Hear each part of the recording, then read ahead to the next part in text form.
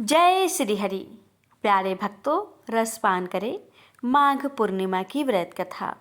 माघ पूर्णिमा के दिन सुबह जल्दी उठकर स्नान आदि से निवृत्त होकर संकल्प लेकर सूर्य को अर्घ्य देना चाहिए। सूर्य भगवान की उपासना करें, जल में काले तिल डालकर तर्पण करें। इसके बाद श्री हरि विष्णु, माँ लक्ष्मी और भगवान भोलेनाथ की पंचामृत से अभिषेक करें। सत्यनारायण भगवान की कथा को करें। पूरे दिन फल और जल लेकर उपवास रखें। संभव ना हो तो एक समय स्वास्तिक भोजन ग्रहण करें। शाम के समय लक्ष्मी कवच, लक्ष्मी स्रोत और विष्णु सहस्त्र नाम का पाठ करें। चंद्रोदय के बाद चंद्रमा को जल अर्पित करें। मघा नक्षत्र के नाम से माघ पूर्णिमा की उत्पत्ति मानी गई है। माना जाता है कि माघ माह में देवता पृथ्वी पर आते हैं और प्रयागराज में स्नान, दान और जप करते हैं। इसलिए माघ पूर्णिमा पर प्रयागराज में गंगा स्नान करना सभी मनोकामनाओं को पूर्ण करता है और मोक्ष की प्राप्ति देता है। इस साल महाकुंभ है, इसलिए माघ पूर्णिमा का महत्व और विशेष हो जाता है। हिंदू धर्म में माना गया है कि माघ पूर्णिमा के दिन श्री हरि विष्णु गंगा नदी में निवास करते हैं, इसलिए गंगा स्नान का विशेष महत्व है। ऐसा भी माना जाता है कि श्री हरि विष्णु ने माघ पूर्णिमा के दिन ही मत्स्य अवतार लिया था। बौद्ध धर्म के अनुसार माघ पूर्णिमा के दिन गौतम बुद्ध ने अपनी आसन मृत्यु का कथन किया था, इसलिए यह दिन बौद्ध धर्म के अनुयायी के विशेष रूप से मनाया जाता है। अब आइए भक्तों, रसपान करते हैं माघ पूर्णिमा व्रत की संपूर्ण कथा।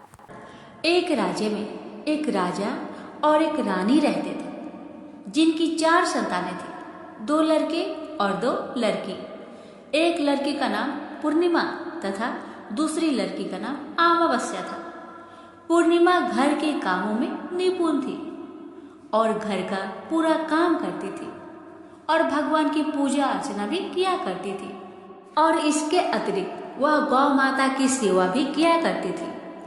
और उसकी दूसरी बहन अमावस्या ना ही घर का कोई काम करती थी, ना ही भगवान की पूजा अर्चना करती थी और ना ही गौ माता की सेवा करती थी। पूर्णिमा सर्वगुण संपन्न थी, फिर भी राजा और रानी अपने दोनों बेटों तथा पुत्री अमावस्या को ही प्यार किया करते थे और वह पूर्णिमा से प्यार नहीं करते थे, उसके साथ भेदभाव करते थे। राजा के चारों पुत्र और पुत्री धीरे धीरे बड़े हो रहे थे। जब वे बड़े हो गए, राजा ने अपने दोनों पुत्रों का विवाह योग्य कन्याओं के साथ करा दिया। इसके बाद रानी ने राजा से कहा कि हमारे दोनों पुत्रों और पुत्री अब विवाह के योग्य हो गई है और इन दोनों का विवाह भी करा दीजिए। लेकिन पुत्री अमावस्या का विवाह किसी बड़े खानदान में करना और पूर्णिमा का विवाह किसी गरीब परिवार में करना, क्योंकि पूर्णिमा को केवल भगवान की पूजा पाठ करना ही पसंद है और गाय की सेवा करना पसंद है। अब रानी ने राजा को दोनों पुत्रियों का रिश्ता तय करने के लिए भेज दिया। राजा ने अपने पड़ोसी राज्य में जाकर वहां के राजा के पुत्र से अमावस्या का रिश्ता तय किया और वहीं पास के गांव में जाकर एक गरीब परिवार के लड़के से पुत्री पूर्णिमा का रिश्ता भी तय कर दिया। यह सारी बात जाकर राजा ने अपनी रानी से बताया, तो रानी यह सोचने लगी कि अब देखते हैं कि भगवान इसकी मदद कैसे करते हैं। यह बहुत ही पूजा पाठ करती है और भगवान में मगन रहती है। पूर्णिमा का भाई और उसकी भाभी पूर्णिमा से बहुत प्यार करते थे, क्योंकि पूर्णिमा उनके घर के कामों में उनका साथ देती थी और कामों में उनका हाथ बताती थी। और यही उनकी दूसरी बहन अमावस्या उन पर अपना रोक जमाती है और घर का कोई कार्य नहीं करती। कुछ समय बीत जाने के बाद दोनों पुत्रियों का विवाह भी हो जाता है।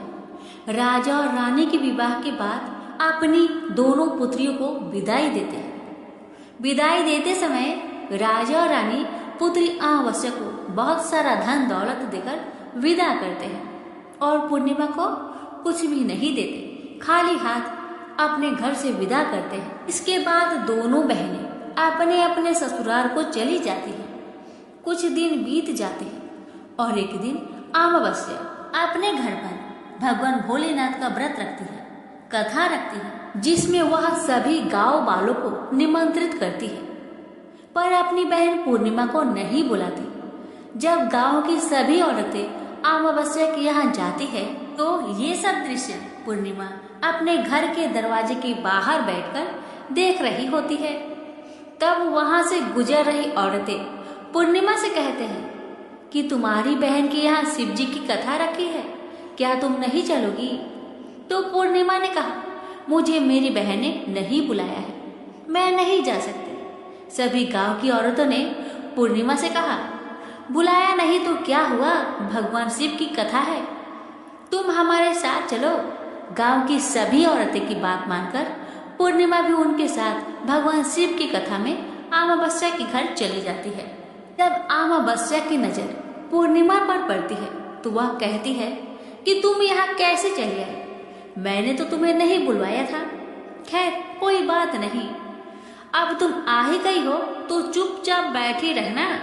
और यह कहते हुए अमावस्या पूर्णिमा की गर्मी की मजाक उड़ाया।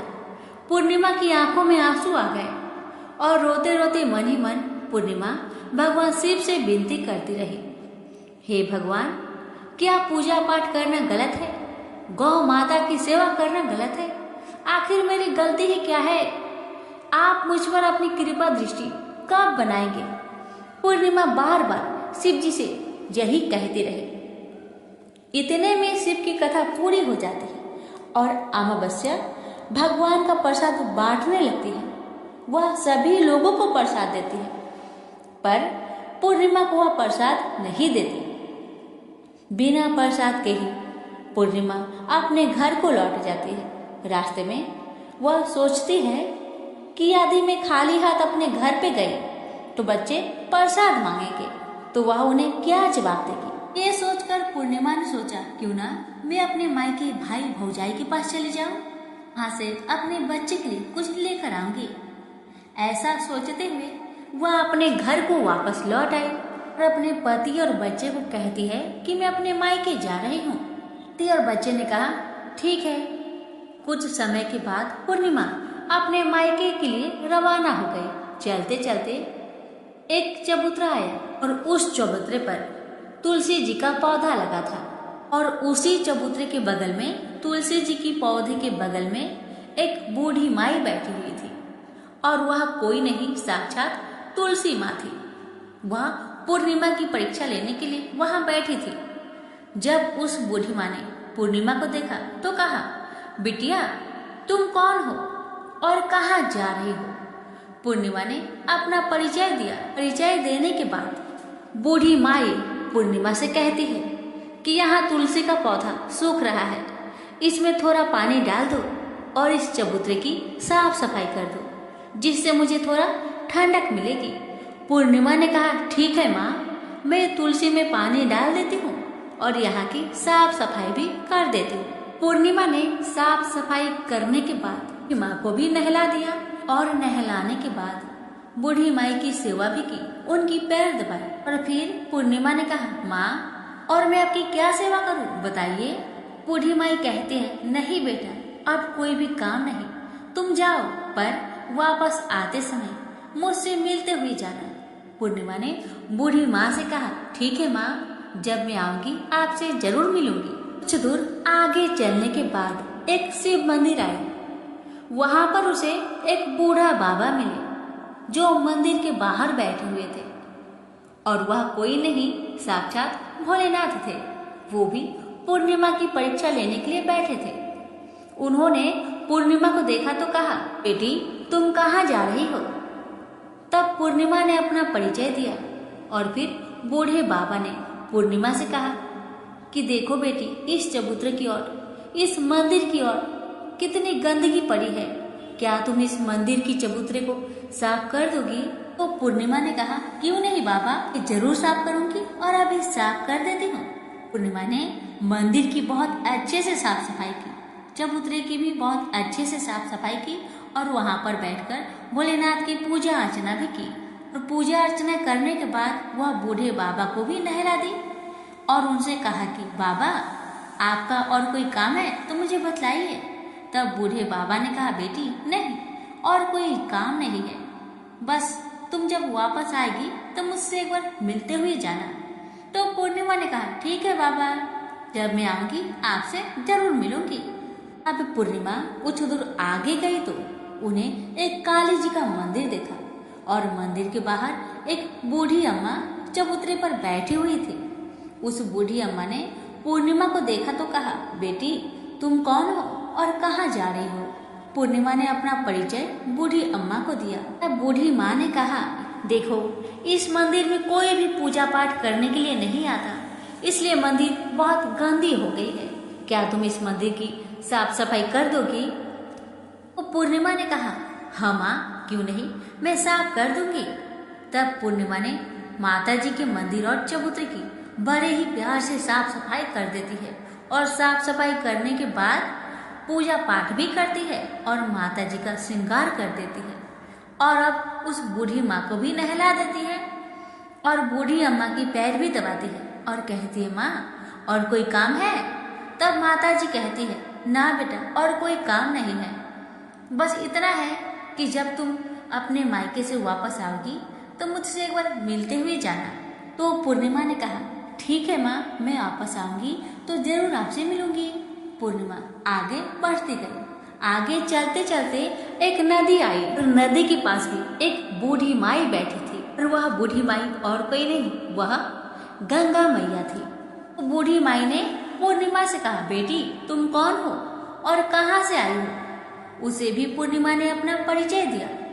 तब बूढ़ी माई ने पूर्णिमा से कहा कि नदी पर स्नान करने तो बहुत लोग आते हैं, लेकिन यहाँ की सफाई कोई नहीं करता, इसलिए तुम इस किनारे पर साफ सफाई कर दो।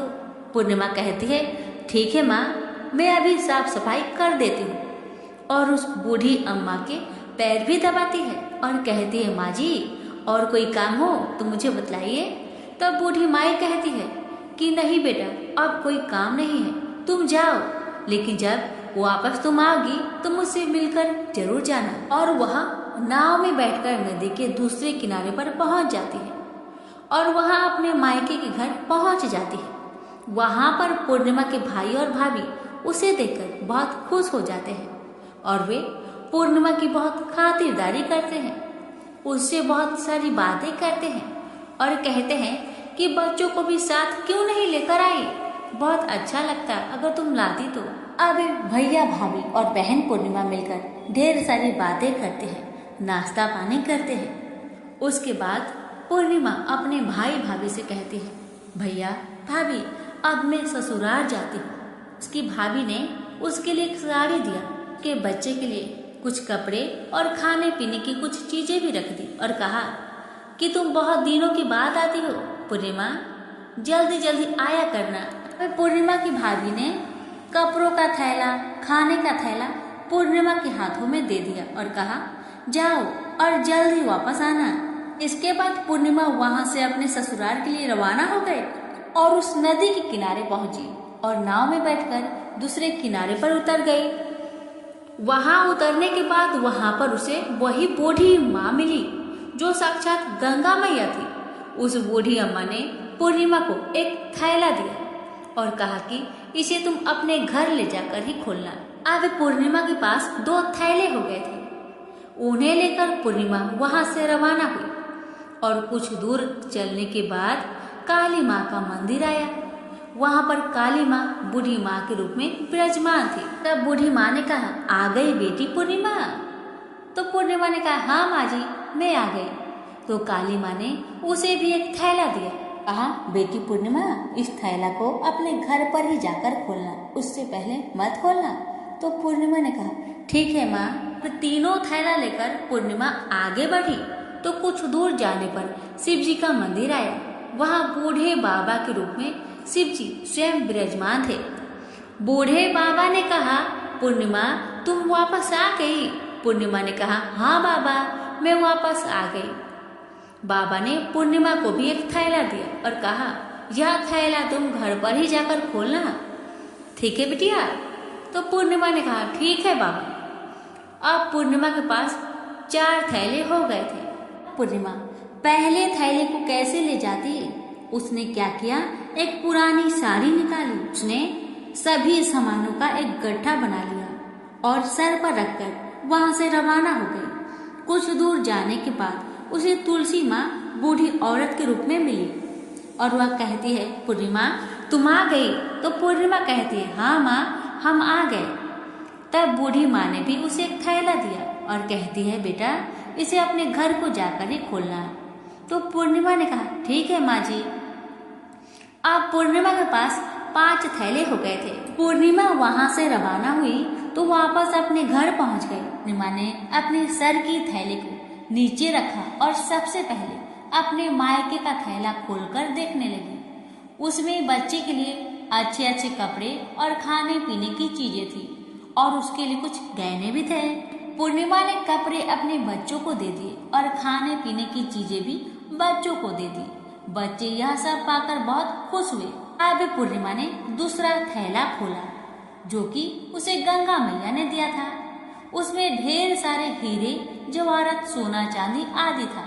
इसके बाद अब पूर्णिमा ने तीसरा थैला खोला जो कि उसे काली माँ ने दिया था। उसमें बहुत सारा सोना श्रृंगार का सामान भरा हुआ था। इसके बाद पूर्णिमा ने चौथा थैला खोला जो उसे भगवान शिव ने दिया था। उसमें बहुत सारा धन संपत्ति भरा हुआ था और बहुत सारी खुशियां भरी हुई थी। इसके बाद अब पूर्णिमा ने 5वां थैला खोला जो उसे तुलसी माँ ने दिया था। उसमें चावल दाल और 7 प्रकार की खाने की चीजों से भरा हुआ था। अब पूर्णिमा के घर में किसी भी चीज की कमी नहीं रही। उसका घर धने धाने से भरा हुआ था और परिपूर्ण था। अब पूर्णिमा और उसका परिवार सुखमय जीवन व्यतीत करने लगे। अब पूर्णिमा के मन में विचार आया कि क्यों ना वह शिव जी की कथा कराए और शिव जी की कथा में एक बहुत बड़ा कार्यक्रम भी रखा। पूर्णिमा ने गांव के सभी लोग को निमंत्रण दिया और घर घर जाकर सभी लोगों को बुलाया। पूर्णिमा अपनी बहन अमावस्या के घर भी गई और अमावस्या को भी शिव जी की कथा के लिए उसके घर में उसे बुलाया। जब अमावस्या पूर्णिमा के घर शिव जी की कथा में आई तो उसने देखा कि पूर्णिमा के घर में किसी भी चीज की कोई कमी नहीं है। इतना सारा धन दौलत देखकर अमावस्या आश्चर्यचकित हो गई। उसने पूर्णिमा से कहा कि तुम्हारे घर में इतनी धन दौलत कहाँ से आई है? पूर्णिमा ने कहा, देखो बहन, तुमने शिव जी की कथा में मुझे नहीं बुलाया था, फिर भी मैं चली आई और तुमने मुझे प्रसाद तक नहीं दिया और मेरी गरीबी का मजाक भी उड़ाया। उसके बाद मैं अपने घर आई। घर आते हुए मन ही मन मैं सोच रही थी कि अपने मायके जाऊंगी और मैं अपने मायके चली गई और जो कुछ घटना इस बीच हुआ वह सभी घटना अपनी बहन अमावस्या को बताती है। तो अमावस्या कहती है कि तुम भी मुझे प्रसाद मत दो और मुझे डांटो। लेकिन पूर्णिमा ने कहा कि यह तो भगवान का प्रसाद है, मैं तो सबको दूंगी और तुम्हें भी दूंगी। फिर भी अमावस्या ने प्रसाद नहीं लिया और वह सीधे अपने घर को चली गई और घर जाकर अपने बच्चे और पति से कहती है, मैं अपने मायके जा रही हूँ। इतना कहकर अपने मायके को निकल गई। रास्ते में भी चलते चलते तुलसी माँ मिली जो चबूतरे पर बूढ़ी माँ के रूप में बैठी थी। बूढ़ी माँ ने अमावस्या से कहा, बेटी तुम कौन हो और कहाँ जा रही हो? अमावस्या ने अपना परिचय दिया। बूढ़ी माँ ने कहा, बेटी यह तुलसी का पौधा सूख रहा है, इसमें थोड़ा सा पानी डाल दो और इस चबूतरे की साफ सफाई कर दो। पर इस पर अमावस्या ने कहा, बुढ़िया तुझे दिखाई नहीं दे रहा, मैं इतनी महंगी साड़ी पहन रखी हूँ और यह गंदी हो जाएगी। ऐसा कहकर वहां से आगे चली गई और आगे जाने पर उसे भगवान शिव मिले जिसे भी उसने ऐसा ही कहा। उसके बाद आगे जाने पर उसे काली माँ मिली जिसे भी उसने यही सारी बातें कही और आगे जाने पर उसे गंगा माँ मिली जिसे भी उसने यही सब कहा और आगे चली गई। इसके बाद अमावस्या जब नाव में बैठने लगी तो फूलों की जगह कांटे भरे हुए थे जो उनके पैर में चुभ रहे थे। किनारे पर उतरकर वहां से वह मायके चली गई। जब उसके भैया भाभीियों ने उसे आते हुए देखा तो मन ही मन कहने लगे, काम की ना काज के, 2.5 मन अनाज के। अब आ गई है तो ठीक है, पूर्णिमा तो हमारे कामों में हाथ बताती थी, या कोई काम करेगी तो नहीं। भाभी ने अमावस्या के लिए खाना बनाया। अमावस्या ने खा पी कर वहीं पे सो गई।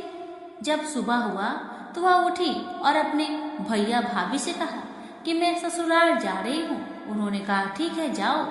अमावस्या बोली, पूर्णिमा को तो तुमने एक थैला भी दिया था और मुझे कुछ नहीं दोगे। तो भाई ने भाभी से कहा कि तुम घर जाओ, थैले तुम्हारे घर में पहुंच जाएंगे। फिर अमावस्या वहां से निकलकर नदी के किनारे पहुंची। वहां गंगा मैया बूढ़ी औरत के रूप में बैठी हुई थी। बूढ़ी माँ ने कहा, आ गई बेटी? तो उसने कहा, हाँ माँ मैं आ गई। इसके साथ ही उसने कहा कि तुमने तो पूर्णिमा को एक थैला दिया था और मुझे थैला नहीं दोगी। तो बूढ़ी अम्मा ने कहा, तुम घर जाओ, तुम्हारे घर में थैला पहुंच जाएगा। इसके बाद आगे जाने पर उसे काली माता मिली, जिसने भी अमावस्या को यही कहा। आगे जाने पर उसे भगवान शिव मिले, उन्होंने भी वही बात कही। अब आगे जाने पर तुलसी माता मिली। जब तुलसी माता से भी अमावस्या ने थैला मांगा तो तुलसी माता ने भी वही जवाब दिया, तुम जाओ, तुम्हारे घर में पहुंच जाएगा। अब अमावस्या अपने घर पहुंच गई। आंगन में देखा तो वहां पर 5 थैले पड़े हुए थे। अमावस्या ने मन ही मन में सोचा कि अब तो मेरे पास भी बहुत सारी धन दौलत आ जाएगी। जल्दी जल्दी ने सारे थैले को खोला। किसी में मिट्टी थे तो किसी में पत्थर, किसी में कंकर और किसी में कोयला। उसे मायके से भी कुछ नहीं मिला था, इन थैलों में भी कुछ नहीं था। अमावस्या दौड़ती हुई पूर्णिमा के घर गई और कहती है कि तुम्हें तो इतना कुछ मिला बहन, मुझे तो कुछ नहीं मिला, आखिर क्यों? तब पूर्णिमा कहती है, जब मैं अपने मायके जाती हूँ तो अपनी भाभीियों के साथ उनके काम में हाथ बटाती हूँ, उनके साथ मिलकर काम करती हूँ, लेकिन तुम ऐसा कुछ नहीं करती, उनकी इज्जत भी नहीं करती, इसलिए वह भला तुम्हें क्या देंगे। इसके बाद तुमने गंगा मैया को ठुकरा दिया और काली माँ को भी ठुकरा दिया और भगवान शिव को भी तुमने ठुकरा दिया, इसलिए उन्होंने भी तुम्हें कुछ नहीं दिया। अमावस्या कहती है, बहन तुम मुझे माफ कर दो, मैंने तुम पर हमेशा अत्याचार किया है, मुझे कुछ नहीं मिला तो कोई बात नहीं, मैं भी भगवान की भक्ति करूंगी और सब कुछ प्राप्त कर लूंगी, मुझे इन सब चीजों का रहस्य बताओ। तो पूर्णिमा ने कहा, तुम 3 सूत्र का ज्ञान ले लो और उसकी कथा करना। पहला सूत्र में दया मांगना, दूसरे सूत्र में कथा मांगना और तीसरे सूत्र में 108 बार ओम नमः शिवाय का जाप करना। भगवान ने यह सूत्र दिए हैं, उनको अपने हृदय में बसा लेना। मैंने भी यह 3 सूत्र अपने जीवन में अपनाए थे और सच्चे मन से भगवान की भक्ति पूजा पाठ की थी। फिर भगवान ने मुझे यह सब कुछ दिया और तुम्हारे पास जो कुछ था वह भी समाप्त हो गया। इसके बाद अमावस्या अपने घर गई और भगवान की पूजा पाठ करने लगी और भगवान शिव से उसने माफी मांगी और गौ माता की सेवा भी की और दूसरों की मदद भी करने लगी। नाथ की कृपा से अमावस्या के घर में भी अन्न धन के भंडार भर गए। तो प्रेम से बोलिए उमापति शंकर भगवान की जय। अर्जुन ने पूछा, हे केशव, मैं संन्यास एवं त्याग के तत्व पृथक पृथक जानने की इच्छा करता हूँ। श्री कृष्ण बोले, हे पार्थ, कामना वाले कर्मों के त्याग को ज्ञानी लोग संन्यास मानते हैं और अज्ञानी पुरुष फल के त्याग को त्याग कहते हैं। कोई पंडित कर्म को दोष युक्त जानकर त्यागना ठीक कहते हैं, कोई यज्ञ, दान, तप आदि कर्मों को छोड़ने योग्य बताते हैं। हे भारत, त्याग के विषय में मेरा ऐसा मत है कि त्याग 3 प्रकार के हैं। यज्ञ, दान, तप आदि कर्मों को नहीं त्यागना चाहिए। ये सब कर्म आसक्त और फल को त्याग कर करने चाहिए। मेरे निश्चय मत यही है जो सर्वोत्तम है। अपने नियमित कर्मों का त्यागना उचित नहीं है। यह मोह बस ऐसा किया जाए तो वह तामस त्याग है, कर्म दुखप्रद है। यह विचार कर एवं शरीर के कलेश के भय से जो त्याग करता है उसे त्याग का फल नहीं मिलता। यह राजस त्याग कहलाता है। हे अर्जुन, अपना नियमित कर्म अवश्य करने योग्य है। फल तथा आसक्त को त्याग कर जो कर्म किया जाता है वह सात्विक कर्म है। जो दुखदायक कर्म से देश नहीं करता तथा सुखदायक कर्म से प्रीति नहीं करता वह त्यागी, सत्यशील, बुद्धिमान तथा मुक्ति के योग्य है। देहधारी संपूर्ण कर्मों का त्याग नहीं कर सकता। कर्म का फल त्याग कर कर्म करने वाला त्यागी है। कर्मफल 3 प्रकार के हैं, अनिष्ट, इष्ट एवं मित्र। जो त्याग नहीं करते उनको ये मरने के बाद मिलते हैं और त्यागियों को नहीं मिलते। हे महाबाहो, संपूर्ण कर्मों की सिद्धि के लिए 5 प्रकार सांख्य शास्त्र में कहे हैं, उनको सुनो। शरीर कर्ता, साधन, पृथक पृथक चेष्टाएं और देव शरीर, वाणी एवं मन से जो भला बुरा कार्य किया जाता है उसके ये 5 कारण हैं। वह दुर्मति कुछ नहीं जानता जिसको यह अहंकार नहीं है कि मैं करता हूँ, और जिसकी बुद्धि कर्मों में लिप्त नहीं है। वह मनुष्य प्राणियों को मारकर भी उनको नहीं मारता और उनमें नहीं बंधता। ज्ञान, गृह और ज्ञाता ये 3 ही कर्मों के प्रेरक है। कारण, कर्म और कर्ता ये 3 कर्म के साधन हैं। सांख्य शास्त्र में ज्ञान, कर्म और कर्ता ये सत्वादिक गुण के भेद 3 प्रकार के हैं। इनको भी सुनो। जब भिन्न भिन्न प्राणियों में एक अविनाशी अविभक्त सत्ता जो दिखता है वह ज्ञान सात्विक कहलाता है। जिस ज्ञान से प्राणियों में नाना प्रकार की सत्ता दिखाई देती है उसको राजस ज्ञान जानो। ऐसा ज्ञान जिसके बिना कारण और सर्वार्थ के जाने एक ही कार्य में लगा रहे वह अल्प और तामस है। फल की इच्छा ना करके जो नित्य कर्म संग देश को त्याग कर किया जाता है, जो फल की इच्छा एवं अहंकार से बड़े यत्न से किया जाता है वह राजस कर्म है। जो कर्म परिमाण धन का खर्च दूसरे की पीड़ा और अपना पुरुषार्थ न जानकर मोहबस किया जाता है वह तामस कर्म कहलाता है। संग से रहित अहंकार, धैर्य और उत्साह युक्त सिद्ध व असिद्धि में समान रहता है वह सात्विक कर्म कहलाता है। गुण की तरह बुद्धि और धर्म के इनके भी 3 भेद है, सुनो। जो बुद्धि प्रवृत्ति, निवृत्ति, कर्तव्य, अकर्तव्य, भय, अभय और बंधन मोक्ष को जानता है वह सात्विकी है। हे पार्थ, जिससे धर्म अधर्म और कर्तव्य अकर्तव्य का ठीक निश्चय नहीं होता वह राजसी है। जिस अज्ञान से ढकी बुद्धि करके मनुष्य अधर्म को धर्म मानता है वह तामसी है। जो कथा प्रसंग से फल की इच्छा करता है, जो धर्म अर्थ काम को धारण करता है वह राजसी वृत्ति है। जो मूर्ख, निंद्रा, भय, शोक, विषाद एवं मद को नहीं त्यागता वह तामसी वृत्ति है। अब 3 प्रकार के सुखों को सुनो। जिसका योगाभ्यास में चित रहता है उसके दुख का अंत हो जाता है। सुख सात्विक है। आरंभ में विष के समान और अंत में अमृत के तुल्य होता है। सुख आरंभ में अमृत तुल्य, अंत में विष के तुल्य विषयों और इंद्रियों के संयोग से होता है। उसे राजसी सुख कहते हैं। जो सुख आदि और अंत दोनों में मनुष्य को मोह में फंसाता है और जो आलस्य तथा प्रमोद से उत्पन्न होता है वह तामस सुख है। सम, दम, तप, पवित्रता, क्षमा, नम्रता, ज्ञान, अनुभव और परलोक में श्रद्धा ये ब्राह्मणों के स्वाभाविक सिद्ध कर्म है। बहादुरी, तेजस्विता, धैर्य, चतुराई, युद्ध, स्थिरता, उदारता और प्रभुता ये क्षत्रिय के स्वाभाविक कर्म हैं।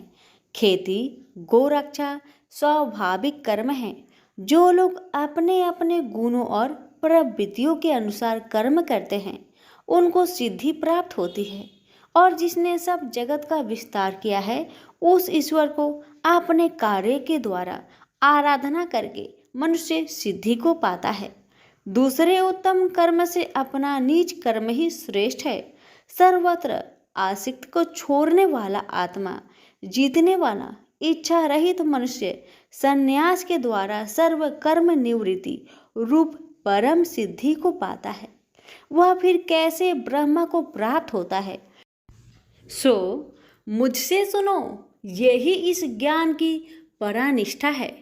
शुद्ध बुद्धि से युक्त होकर धृति द्वारा इस मन को बस में लगाकर शब्द आदि विषयों को छोड़कर राग देश से रहित होकर एकांत में रहने वाला, मीताहारी, वाणी और मन को जीतने वाला, नित्य ध्यान युक्त और वैराग्य, अहंकार, बल, घमंड, काम, क्रोध तथा परिग्रह छोड़कर ममताहीन और शांत मनुष्य ब्रह्म भाव के योग होता है।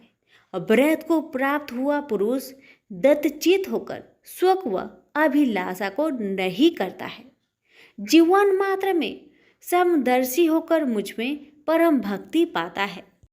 इस प्रकार ज्ञानी सदैव मुझ में निवास करने वाले सब कर्मों को भोग करता हुआ मेरे अनुग्रह से अविनाशी सनातन मोक्षप्रद को प्राप्त होता है। तत्पश्चात तत्व से मुझे जानकर फिर मन मुझ में ही प्रवेश करता है। सावधानी से अपना मन मुझ में स्थिर कर और सब कर्मों को मुझ में अर्पण कर बुद्धि योग के आश्रय से निरंतर अपने चित्त को मुझ में लगाओ। मेरे में चित्त लगाकर मेरी कृपा से दुर्गम कष्टों से तर जाओगे।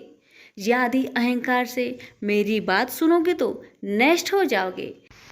यदि अहंकार का आश्रय लेकर युद्ध नहीं करूँगा ऐसा मानते हो तो यह तुम्हारा निश्चय झूठा है, क्योंकि स्वभाव तुम्हें युद्ध करवाएगा।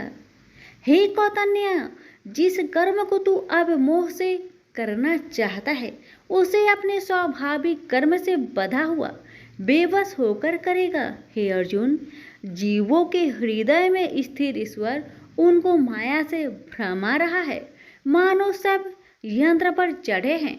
हे भारत, सब भावों में उसी की कृपा से परम शांति एवं मुक्ति को पाओगे। यह गूढ़ ज्ञान मैंने तुमसे कहा है, इसे भली भांति विचार कर जैसा चाहते हो वैसा ही करो। अब तू सबसे गूढ़ वचन भी सुन, क्योंकि तू मेरा परम मित्र है, इसलिए मैं तेरे हित ही कहूँगा। मेरे में मन लगाओ, मेरे ही भक्त हो, मेरे ही यज्ञ करो और मेरा ही नाम जपो। सब धर्मों को छोड़कर मेरी शरण में आओ, मैं तुम्हें सब पापों से छुड़ा दूंगा। यह मेरा रहस्य ऐसे पुरुष जो तप न करता हो, मेरा भक्त ना हो, कभी भी नहीं कहना चाहिए। जो इस परम गुप्त ज्ञान को मेरे भक्तों में प्रकट करेगा वही मेरी परम भक्ति को पाकर अंत में निश्चय ही मुझ में लीन हो जाएगा।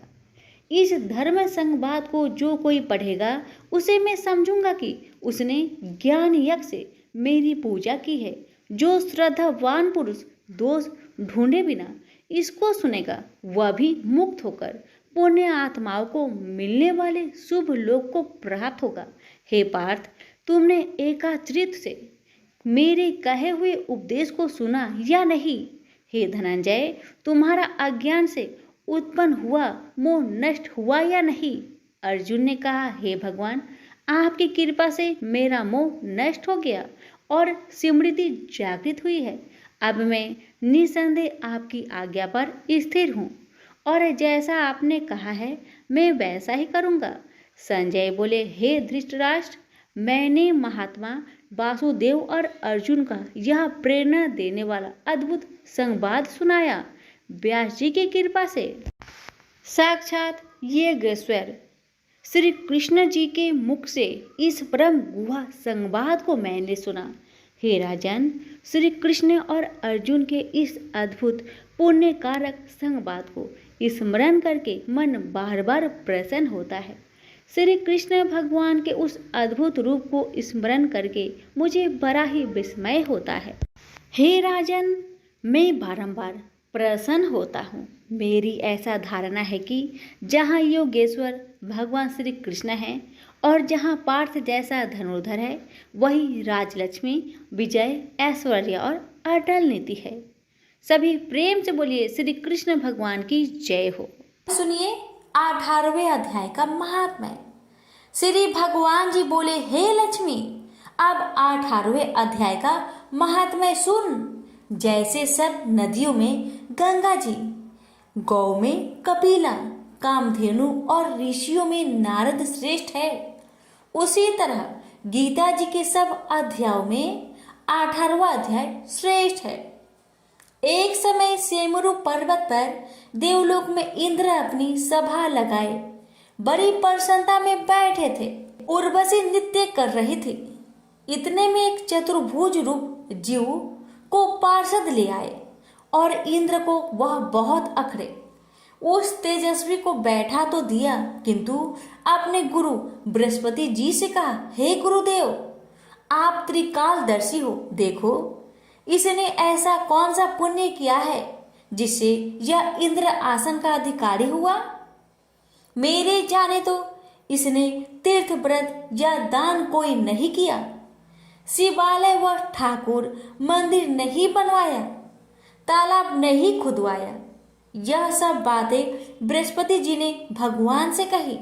तब भगवान ने बृहस्पति जी से कहा कि इसके मन में तो भोगों की वासना थी, परंतु यह गीता जी के 18वें अध्याय का नित्य पाठ करता था। इससे जब इसने अपनी देह को त्यागी, तब मैंने आज्ञा करी, हे पार्षदों, तुम इसको पहले ले जाकर इंद्र लोक के सुख भोगवाओ। जब इसका मनोरथ पूर्ण हो जाए, तब मेरी सायुज्य मुक्ति को पहुंचा दो। सो तुम जाकर भोगों की सामग्री इकट्ठी कर दो। तब इंद्र आदि सब देवताओं ने आकर भोगों की सब वस्तु एकत्र कर दी और कहा, पहले तुम इंद्र लोक के सुखों को भोगो। बहुत काल तक इंद्रपुरी के सुख भोग कर फिर भगवान की कृपा से सामुज्य मुक्ति पाकर बैकुंठ का अधिकारी हुआ। श्री नारायण जी बोले कि हे लक्ष्मी, यह 18वें अध्याय का महात्मा है। गंगा, गीता, गायत्री, कलयुग में यह तीनों मुक्ति की दाता है। प्रेम से बोलिए लक्ष्मी नारायण की जय। लक्ष्मी माता की कहानी। एक गांव में एक साहूकार रहता था। साहूकार के एक बेटी थी। वह हर रोज पीपल सींचने जाती थी। पीपल के वृक्ष में से लक्ष्मी जी प्रकट होती थी और चली जाती। एक दिन लक्ष्मी जी ने साहूकार की बेटी से कहा, तू मेरी सहेली बन जा। तब लड़की ने कहा कि मैं अपने पिता से पूछकर कल आऊंगी। साहूकार की बेटी ने घर जाकर अपने पिता को सारी बात कह दी। तब उसके पिताजी बोले, वह तो लक्ष्मी जी है, अपने को और क्या चाहिए, तू लक्ष्मी जी की सहेली बन जा। दूसरे दिन वह लड़की फिर गई। तब लक्ष्मी जी पीपल के पेड़ से निकलकर आई और कहा, सहेली बन जा। तो लड़की ने कहा, बन जाऊंगी, और दोनों सहेली बन गई। लक्ष्मी जी ने उसको खाने का न्योता दिया। घर आकर लड़की ने माँ बाप को कहा कि मेरी सहेली ने मुझे खाने का न्योता दिया है। तब बाप ने कहा कि सहेली के जिमने जाइयो, पर घर को संभाल कर जाना। तब वह लक्ष्मी जी के यहाँ जिमने गई तो लक्ष्मी जी ने उसे साल दुसाला ओढ़ने के लिए दिया, रुपए दिए, सोने की चौकी, सोने की थाली में 36 प्रकार का भोजन करा दिया। जिम कर जब वह जाने लगी तो लक्ष्मी जी ने पल्ला पकड़ लिया और कहा कि मैं भी तेरे घर जिमने आऊंगी। तो उसने कहा, आ जाइयो। वह घर आकर चुपचाप बैठ गई। तब बाप ने पूछा कि बेटी, सहेली की यहाँ जिम करा गई और तू उदास क्यों बैठी है?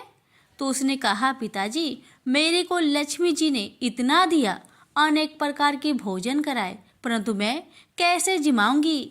अपने घर में तो कुछ भी नहीं है।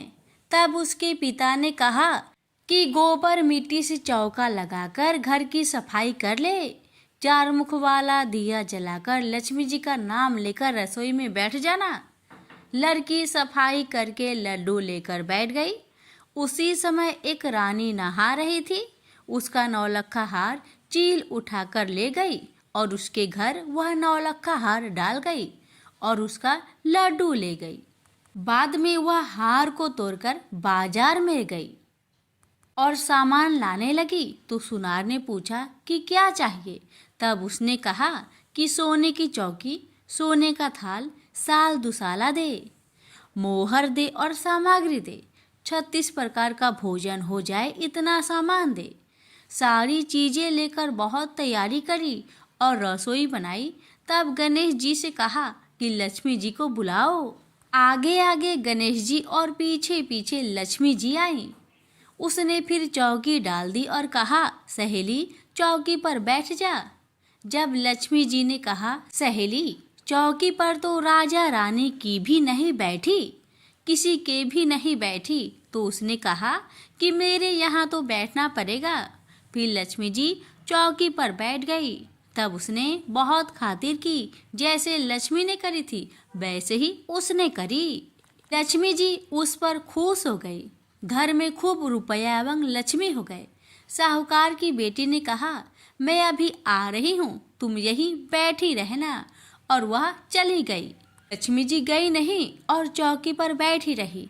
उसको बहुत दौलत दी। हे लक्ष्मी जी, जैसा तुमने साहूकार की बेटी को दिया वैसा सबको देना। कहानी सुनते, हुकारा भरते अपने सारे परिवार को दियो। पीहर में देना, ससुराल में देना, बेटे पोते को देना। हे लक्ष्मी माता, सबका कष्ट दूर करना, दरिद्रता दूर करना, सबकी मनोकामना पूर्ण करना। प्रेम से बोलिए लक्ष्मी माता की जय, गणेश महाराज की जय। एक बुढ़िया माई थी, मिट्टी के गणेश जी की पूजा करती थी। रोज बनाए रोज गल जाए। एक सेठ का मकान बन रहा था तो बुढ़िया बोली, पत्थर का गणेश बना दो।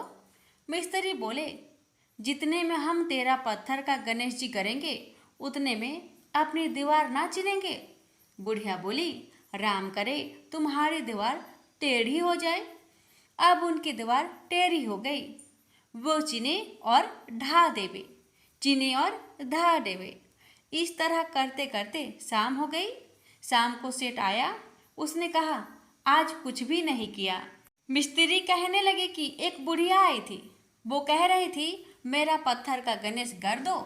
हमने नहीं करा तो उसने कहा तुम्हारी दीवार टेढ़ी हो जाए। तब से दीवार सीधी नहीं बन रही है।